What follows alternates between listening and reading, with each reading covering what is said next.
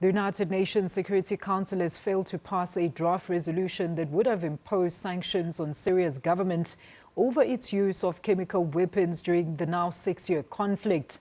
Russia and China used their vetoes to block the measure with support from Bolivia. 9 countries voted in favour, including France, the United Kingdom and the United States, while 3 countries chose to abstain.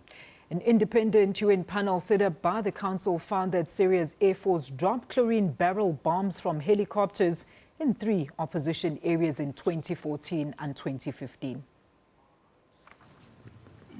Those against?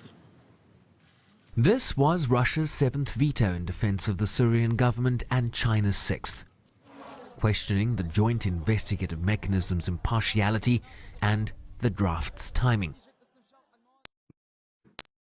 Has yet again been put to Security Council vote in spite of the efforts taken in Geneva and Astana to create inter-Syrian political dialogue to settle the crisis. This is a railroading of the draft by the Western troika of permanent Security Council members, and we see this as an attempt to retard and undermine the current political and diplomatic efforts.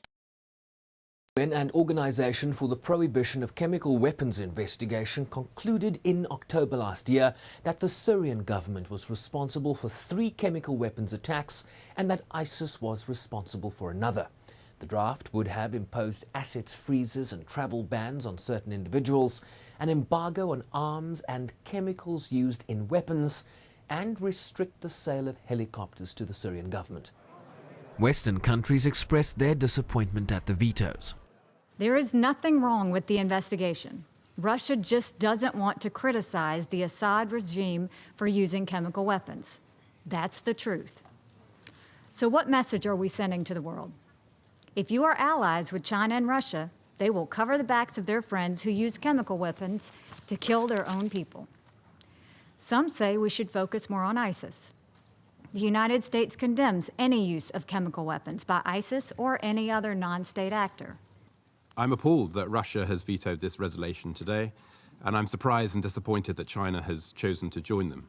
Complete odds with the principles of non-proliferation that both China and Russia claim to support so strongly. As permanent members of this Council, and as parties to the Chemical Weapons Convention, Russia and China have a clear responsibility to take action against the use and proliferation of chemical weapons.